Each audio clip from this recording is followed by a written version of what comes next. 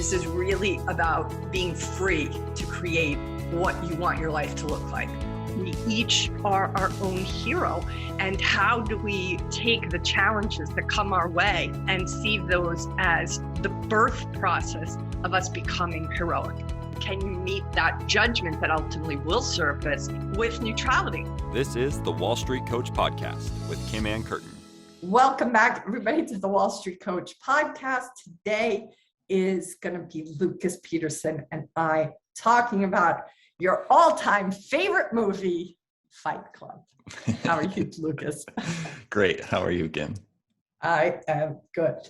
Yeah. I had a very interesting weekend where I rewatched Fight Club, and because of that and the enthusiasm that I have been feeling since watching it, I thought this would be a really great topic for us to take on and to hash out, and to also help articulate a very hard to articulate concept, which is coaching, and what the hell happens in coaching, and why the hell do I need it? If you're ever asking yourself, listeners, hopefully we answer those questions today. Yeah. To be clear, this is not going to be just a movie review of Fight Club.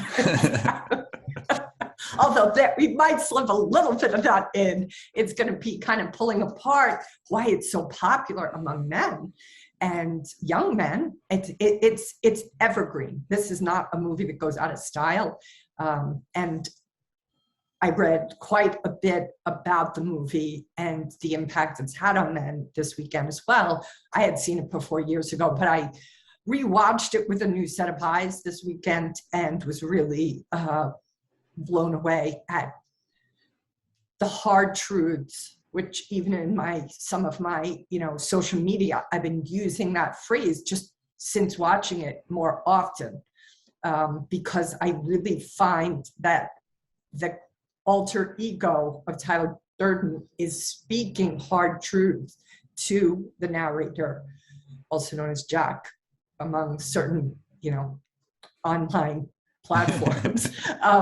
But at the end of the day, I think the resonance that men experience are those hard truths that they feel inside, that they feel Tyler speaks to, calls out, and allows them to feel heard in a way that very few in today's culture hears them. I'm curious, especially because you're a man, Lucas, like how it spoke to you when you first saw it. How many times have you seen it? Like what did it do for you when you first did see it? Yeah, I will say it actually was one of my favorite movies. I have it. It's sitting right over there on the bookshelf. Wow. I don't own a lot of DVDs, but that is one of them that I still. It was one of the first movies I remember buying. Wow. And I think I did. I saw it when I was probably late teens or early 20s. I don't know, but I've seen a lot, and I think there is a lot to it around the idea of masculinity, because Tyler gets to do does all the things that we are kind of held back from in society, and it's like all these he's like not afraid to be himself, and in many ways he's vulnerable with that, and that's it feels I don't know, so enticing to be that way. And then, like you said, Jack, the narrator character, is just like trying to uphold the society norms. And so, it's an interesting thing. And I like to bring it back to coaching, like you said. I think for men, especially, this is why it speaks to men and probably younger men a lot, is because we don't often have that confidence to share what is actually happening and what is going on in our lives, like when we are the narrator voice, right? And so we create this alter ego in our mind to help us get through life, and push through our goals or whatever it is, and where we come in as coaches is we don't want you to have a split personality, right? We believe Exactly. in you as the narrator, and Yes, we might be Tyler Durden at times to push you a little bit, but yeah. Why don't you talk about that a little bit more? for sure. Well, no, I think he's book it right. We want you to be that narrator. But I think one of the things too that I was watching, and I feel like I have to watch it again from this lens, is part of what I see often in coaching with the clients I've worked with is that they aren't listening to their own self-narration. They are listening to their inner gremlin. Yeah. And I feel there's parts where Tyler Durden's character is speaking hard truths that are empowering for Jack, and then it starts to go off the rails.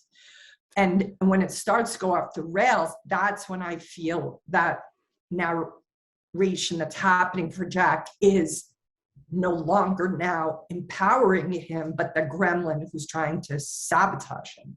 Oh, interesting. Yeah. And that's what I feel like.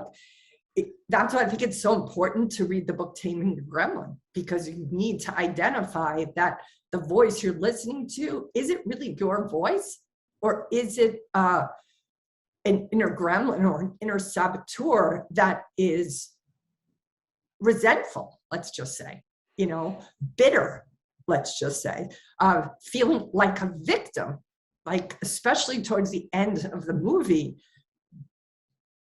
when they're breaking cars' headlights and blowing up buildings, that is coming from an energy of like, we've been wronged, we are the victim. And that's so disempowering. And ultimately, it starts to wind down, like the downward spiral. But the heart of what I feel at first is happening, like even that very, very intense scene, is it Richard, the poor guy who works at the 7-Eleven type, bodega, who's pulled out to the parking lot, and he puts the gun to her head. He sees 6 credits of community college. She's like, "What did you want to be, Richard?" And he's like, "A veterinarian." And he's like, "What happened?" He's like, "I don't know." He's like, "If you're not back in vet school in 6 weeks, I'm going to kill you." And it's horrific as that scene is. It's also powerful because he nails right down on how things we want to do for ourselves just can slip through our hands, and we can just get distracted so easily. And then, that part at the end, the guy goes running off and he says, "Tomorrow, Richard's breakfast will taste better than it ever has before." Like he will have a new lease on life. And so, you don't need a gun held to your head, literally, people. But if you do your coaching with a powerful, effective coach, which you guys know, I believe me and my team are the best out there, you will have that opportunity to be with hard truths. You'll have an opportunity to hear things perhaps that you have avoided looking at for yourself, and you'll be forced to confront the things that perhaps you've let slip through your hands. But I think why that movie is so powerful, because it's so in your face, it forces us to pay attention. It forces us to pay attention. And I think sometimes, unfortunately, we do need a gun held to our head, at least metaphorically, for us to pay attention. And, I'll just speak to the gun that was held to my head metaphorically. My good friend Todd, this was probably 20 years ago. We had met, and I don't know, I don't know if we were checking each other out. I don't know if it was a date, really. We were just friends, but I was at his apartment. I think he was cooking in the kitchen. I was telling him my story. And at some point he said, "Wow, you really see yourself as a victim." And I, here's a guy I've just met, I'm still sussing him out. Do I like him? Is he cute? Blah, blah, blah. I was like, what? I remember my head almost came off my body because I slipped my neck so fast in the kitchen. Did he just say, "I see myself as a victim"? I was like, you might as well have put a gun to my head. I was so offended and horrified and embarrassed and nailed. Like, that was the truth. And there was something about the way he said it. He didn't judge me. He was stating a fact, like it's raining outside or it's sunny. He wasn't attached to me being a victim. He wasn't trying to make me wrong. He just was observing what was so. And even though in that moment, and he's not a coach, because he himself had seen himself as a victim and had gone through Landmark, he was able to spot it a mile away. And that, wasn't quite kneeling on the dirty, wet ground of the back of a bodega with Tyler Durden holding a gun to my head, but it felt pretty close. And that started my whole journey. That is why I did Landmark, and Landmark is why I ultimately became a coach. So, I think just to the listeners, I want to just say to you, there are times when somebody has put that metaphoric gun to your head, and if it's already happened and you have ignored it, don't wait till a real Tyler Durden comes along.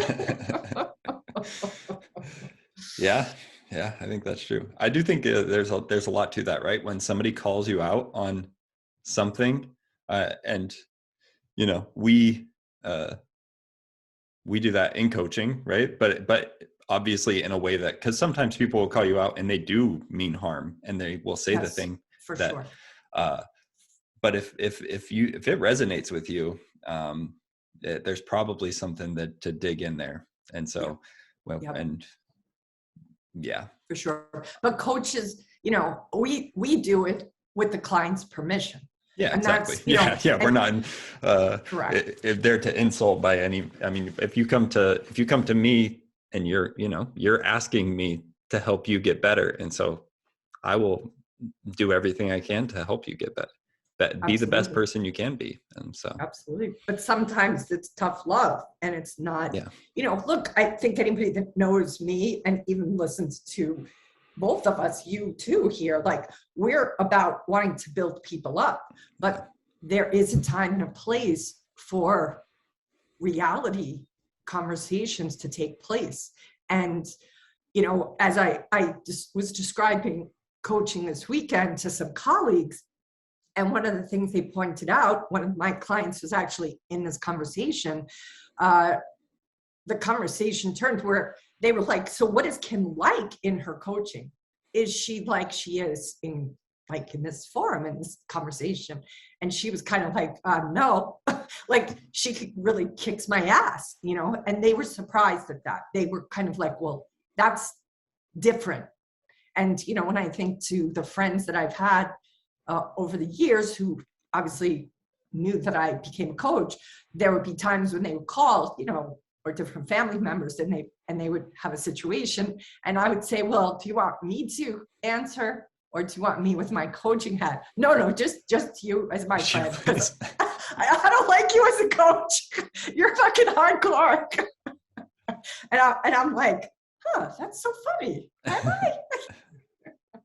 Well, you did get that review recently from one of our clients, a mutual client, as kick-ass Kim. So I think it's true. So I guess what I'm saying, listeners, is don't let my nice, friendly disposition fool you. Yeah. If you want to, I mean, I think with the and clients Lucas, you too. Like, you also have a very nice disposition, and that's not how you show up in your coaching. I think it can be a bit of a misnomer. Like, oh, they're so nice. How are they going to help me? Yeah, that's true. I mean, obviously, we you and I definitely show up differently to different social situations.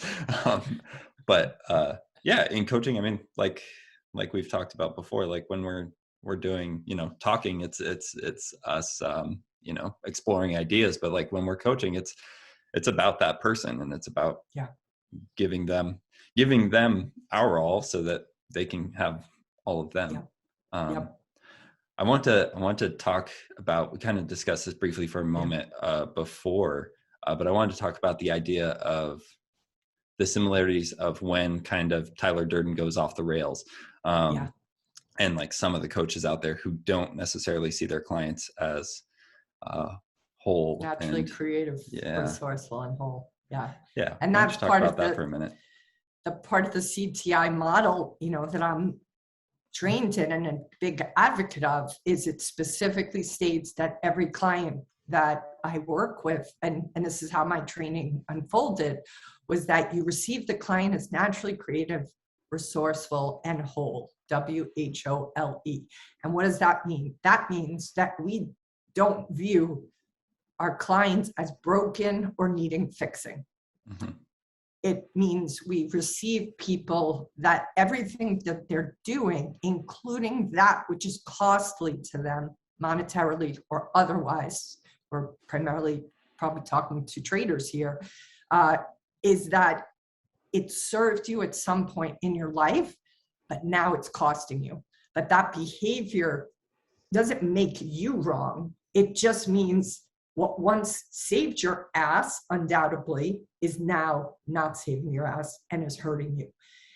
But at the end of the day, also in this kind of coaching, this style of coaching, which is what we practice here at the Wall Street Coach, it's always with the client is the person who is in charge of where we go in the coaching. We don't set the agenda, the client sets the agenda.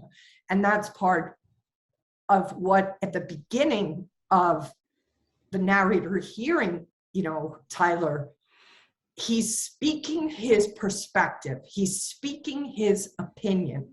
And then over time, we discover that now he's in the telling of how to do it, when to do it, and has all these minions who are doing whatever he said to do. And that also is very distinctively different in coaching. You get to agree, disagree, or counteroffer with what we put forward. We are here and we will design an alliance with every client we work with from the get-go, which is also unique, which I also is why I have chosen to be a coach and not a therapist.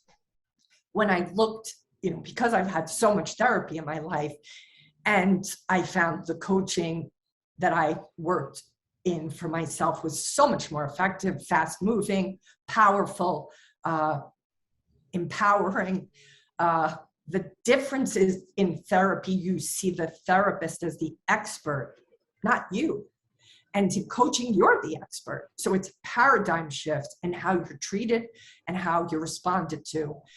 Also, when we design an alliance, every client I design an alliance with, I'll say to them, I'm here to push you beyond the comfort zone. I'm here to take you way beyond what you think you're capable of, because I see you as so much more capable than you probably do. Yeah. So when I do that and I throw the gauntlet down that you're just like, what the hell is she asking me to do?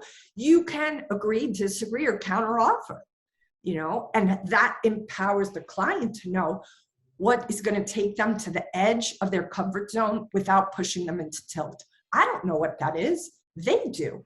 And if I don't trust that they know that for themselves, or better yet, they don't know that they can trust themselves. There's that scene at the end when the narrator realizes that the gun isn't in Tyler's hand, but is in his hand. That is the moment where, and because at that point, Tyler's voice has turned into a saboteur, he becomes clear that voice is not who he is. He can take all the good stuff he's been alerted to. I just feel like part of why he couldn't integrate that in the beginning was because he still felt guilty. He still felt shamed or wrong for having the feelings in the first place. He wasn't happy with a fucking IKEA filled apartment. He wasn't happy not speaking his mind. Certainly wasn't happy not being able to sleep. He wasn't happy at his job, but he couldn't let himself feel all that. So that's why Tyler is kind of created, because he somehow felt uncomfortable admitting to himself. He doesn't have anybody in his life, for God's sakes. Who is it that he was going to be ashamed in front of? Nobody was even around him, but it was his own self-shame. And that's why at the end, even that little bit that happens in that tower, when he shoots himself in the cheek, like he's coming from this place of like, wow, I have the power. I've had the power this whole time. You know, it's a very different movie, but it's sort of like Dorothy at the end of The Wizard of Oz, where she realizes she had that fucking ruby slippers on the whole time, and she had the power the whole time too, right? It's like, and that only happens when you get that inner saboteur voice sleed, that inner dragon sleed, you know, and we find out, right, the narrator blew up his own apartment, right? Because he was so unhappy. That's the extremes he went to.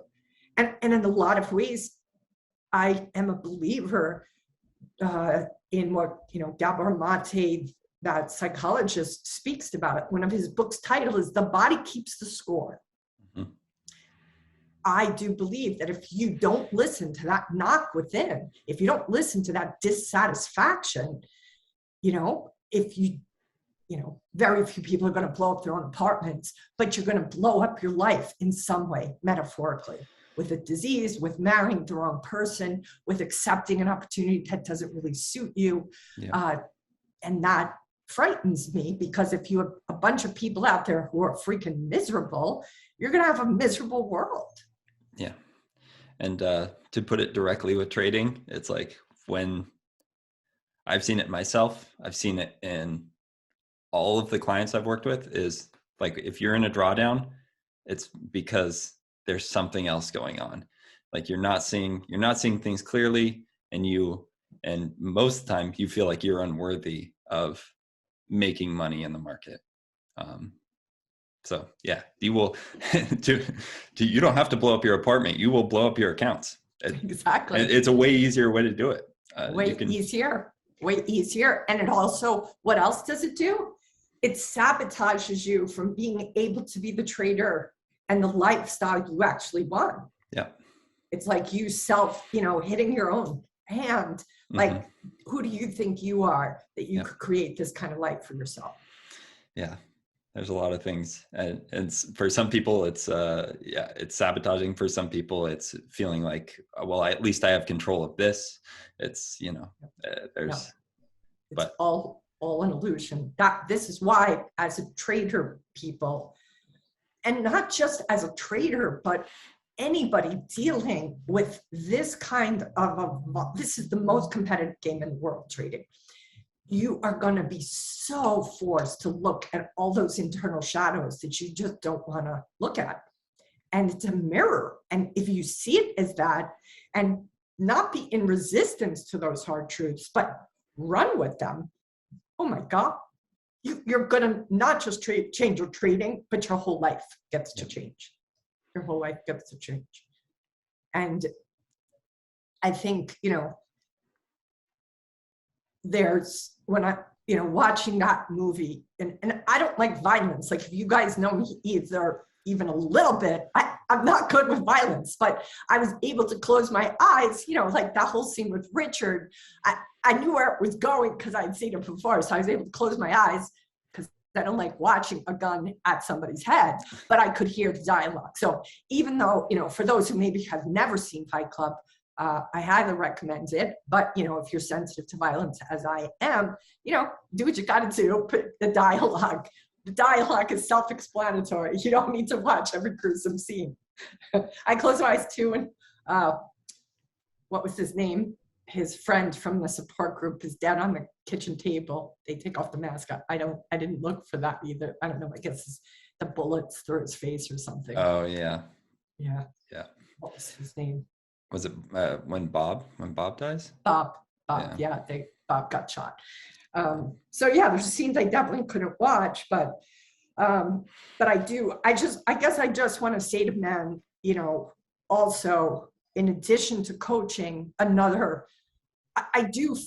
think I've expressed this many times, I do feel a lot of empathy for men today because of the culture, and certainly because of this cancel culture that's upon us, and because our culture likes scapegoats anyway and has a tendency, but I feel the patriarchy, that men are as much a victim of the patriarchy as women are. I mean, in a different way, obviously, but there's still a cost to both sides. And I just want to say, like, after watching that movie, again, you know, I think I watched it when it first came out, which is a long time ago, right? 20 years ago? That came out a long time ago. Probably so, yeah. Right?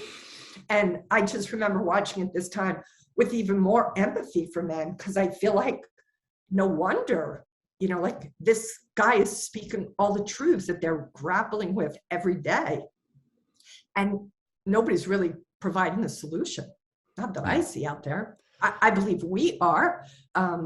And I also believe the one place that I would point you, like, first I would say, if you really want to, you know, make a leap into a more satisfying life, if you want to make a leap into having more success in your trading, yes, you should consider coaching. Even if it's not us, I don't care. Just do work on yourself. Do Landmark Forum. The other one I advocate is the Mankind Project, which is just a game changer for men. And it is going to give you that sense of camaraderie where it's men only, where you will have, and this is also goes back to Joe Campbell, where you will have an initiation. It is an initiation ritualistic weekend, which I do feel men are in dire need of, because our culture hasn't given them an initiation out of boyhood into their manhood. And that's what men are seeking. And what, you know, those men who are standing on the porch for 3 days, that is their initiation, right? Mm-hmm. They're willing. So what I want to say to you guys is, like, stand on the porch for 3 days, whatever that porch is for you. Maybe it means going into coaching. Maybe it means going into the Landmark Forum, where you're going to be fucking uncomfortable. Or maybe it means going to the Mankind Project, where you're going to be fucking uncomfortable. But guess what? That discomfort will birth you on the other side. And what birth doesn't have labor pains? None. Yeah, it's something that actually, this is reminding me of something that, you know, I talk about, and one of the, like, questions we have when we bring in new clients is, what are the things you're most proud of, right? Like, and there are always things that you are incredibly uncomfortable with, nervous about, scared. But when you get to the other side of that, like, those are the things that you're most proud of in your life. So that's right. And all the pain dissipates. Yeah. Yeah. Right. The hopelessness, like, you just, all you remember is, like, wow, I didn't give it. I didn't give up. I pushed through. Yeah. But I do think, because the outcome becomes more prominent for us, we forget how scared shitless we were. We forget how fucking hard it was. And we're like, that's not hard. Yes, it was. Yes, it was. But you don't remember that because you're so busy focused on the win. Mm-hmm. Yeah, it's a really good reminder. And the inverse is true as well, right? Like, what are the things you regret, or what are the things you wish you could do over? And it's always like, ooh, I was too afraid to do that for whatever reason, or I felt like I wasn't ready, and I know I could have now, like those type of things. Yep, for sure. The paradox of life. The paradox of life, you know, but if you're tired of that paradox and kind of being, you know, on a chain, then you got to make a stand for yourself. You've got to take that leap, and you can't. And I'm really happy to see Gary Vaynerchuk. You know, he's been around for longer than I've been around. He's been out there 15, 20 years, just probably about the same amount of time. But his messaging now is all about, like, you're 20, you're 25, you're 30, and you don't have it figured out yet. He's like, nobody fucking has it figured out. Like, your parents who are telling you should have it figured out, they haven't fucking figured it out. So don't be putting this own gun to your own head. I should have it all figured out at 25 or 21 or 18. Like, there are kids out there who are like, I don't know, Carrie, I've been on social media, you know, for the past year. I'm 19 and I don't know what I'm going to do. And he's just like, are you kidding me? He's like, at 30, I was working at a cash register in a store selling people booze. Like, that's what I was doing. Like, it takes a minute. So just, you know, part of me, and this is what's, you know, I think a little, perhaps people could be confused because they've heard me talk about me wanting to make sure people give themselves empathy, right? So I am about self-empathy. I am about not feeling shamed or not feeling wrong or beating the hell out of yourself. But that doesn't mean I'm not about you doing the hard work or about not being uncomfortable. Like there's a balance. Like that moment that Todd kind of slapped me across the face with my seeing myself as a victim, that was a hard fucking truth. But because he wasn't attached to that and he wasn't making me wrong, I very fortunately was able to hear him. Yeah. And so that is what we're talking about here, people. What are the hard truths you need to hear about yourself that you probably already know? It isn't about, you know, demonizing yourself. It's about, fuck, I too see myself as a victim. Okay, now do something about that. Yeah. One thing, you know, that I think, because I've thought about this as well, is especially the messaging we put out there with like self-empathy and empathy for others. And I truly believe like empathy is like our greatest gift, and that the thing that we need to remember and hold on to every day, just to exist in the world. But what goes hand in hand with that, especially with self-empathy, is self-responsibility, right? Like that's another one of your 5 practices. And it's like if you don't have one without the other, you'll be way off balance anyway. So or to put it in Tyler Durden's word, a pussy. And that's what it means. Like the weakness that men are like glad he speaks about is that weakness initially that's talking about your inability to be with the discomfort. And that's also the culture. Madison Avenue wants you to be weak, because if you're weak and you don't take self-responsibility, then you will keep eating the foods they're hawking, spending your money on the clothes and the sneakers and the bling that you don't need. Think you got to show off in front of your peers because that's how they're judging you based on the pictures you put on fucking Instagram. Yeah. And then you just keep buying more stuff to keep yourself isolated because you feel like you're never enough. Mm-hmm.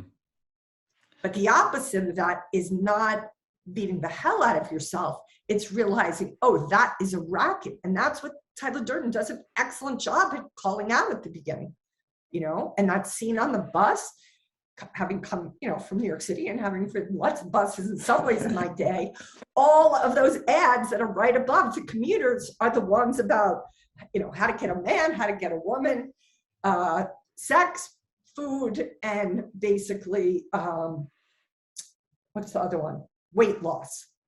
Yeah. And that's what they see, the Calvin Klein underwear model, you know, and he's like, is that what a man's supposed to look like? But that's what you guys are being filled with this bullshit body image just as, maybe not quite as much as women, but you're on your way to getting neck and neck with us, because I'm seeing that all over the place with like whatever those damn magazines are for men. Yeah. Yeah, I think we're all subject to it, and it's, you know, it's, if you like, you and I have talked about marketing. I've taken some marketing classes, and it's like these are the things that sell. Like make people feel like they're missing out, and make people feel unworthy of, and that they need to consume more. So that's it. It's a great thing to be aware of for yourself, because you are whole, you are worthy. You don't need a new car to be important or be you. Yeah, exactly. So. And it's so funny because there is a quote from him where he says, "You're not your bank account. You know, you're not your clothes. You're not the car you drive." But that quote precedes Tyler Durden. That is an old wisdom quote that I remember reading like 30 years ago in this really cool book called Clearing the Masks of Our Existence. And it's primarily color plates, like paintings or drawings. And that is one of the quotes on that page is like, you know, you're not, and even Matthew McConaughey talked about in Green Lights, where he says, you know, you're not the political party you belong to, you're not the sport team you believe in, you're not the talismans that you wear, you know, your religion, you know, you're like so much more than that. And even like traders, like some of the traders I know along the way that I've spoken to, it's their identity trading. Yeah. You can't be, your identity can't be trading, people. You can be a trader, but you will never be trading. Like, you are bigger than that. It's fabulous that you may love it. It's fabulous that it might be what gets you happy and excited, but you've got to see that you are bigger than even that identification for you to have wholeness and for you to not, get sucked into, it's like, then you're on the other side of the screen. You got to stay on the outside part of the screen. You can't stay inside the screen because you're not a computer. Yeah. You're a human being. Yeah. It's something that, Ricky Analog has talked about, I know, is like, what is it in service to? Because you can do this with any career, right? You can make it all consuming. And I feel like those people then wake up 5, 10, 15, 20 years later and are like, oh shit, what happened? Like, who am I now? Who am I? Yeah. What am I? So, and that's part of that character, narrator Jack, because he wasn't able to be with the hard truth of his unhappiness in the quote unquote, socially acceptable job, it's such an extreme explosion of what he goes through. But imagine that he'd been able to hear some of, let's say, the words of Tyler Durden in the beginning and quit his job. Yeah. And took the risk to ask fucking Marla out. Yeah.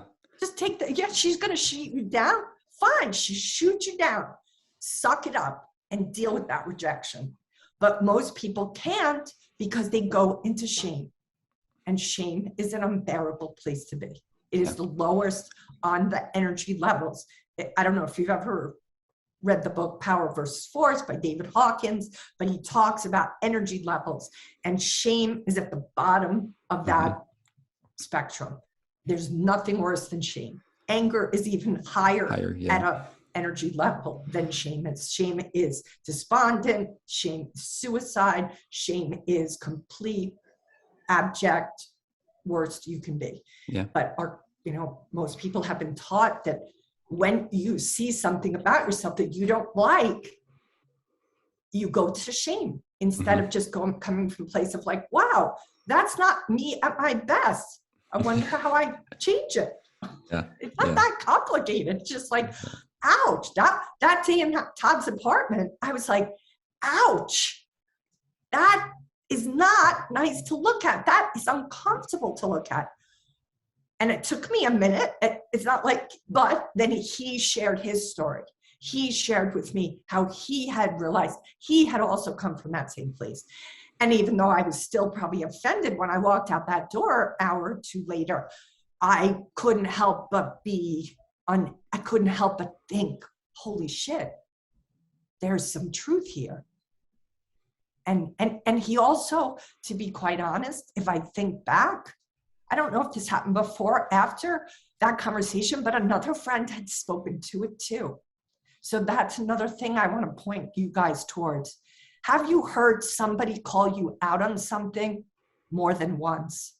If it's repeated by the people that you do trust, the people that do love you, you got to fucking listen. They see something about you that it's time to do something about. If it's an asshole who's calling you out on something, take it with a grain of salt. But if it's somebody, look, I didn't barely know Todd. I couldn't even judge if his motives were pure or not. But my instinct was like, this guy isn't trying to, be an asshole. Yeah. I knew that, so I could listen, even though it took a few days because, my ego was not happy. I was like, who the hell do you think you are? If you're hitting on me, this is not working. This is not the way to go. It's not the way to get to seduce me. I'll tell you right now, dude. Yeah. Interesting. Yeah. So listen to those hard truths that your friends or new friends may have for you. Yeah.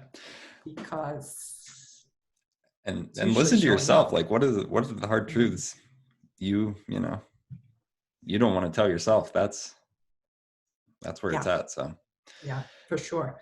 and then get a coach, get somebody to help you out. Cause you know, they say like, if you want to go fast, do it yourself. But if you want to go far, go with others. So It's good. I haven't never heard that. I don't know how you I've haven't? heard that. No, I've never heard that before, but I like it. Yeah. I like it.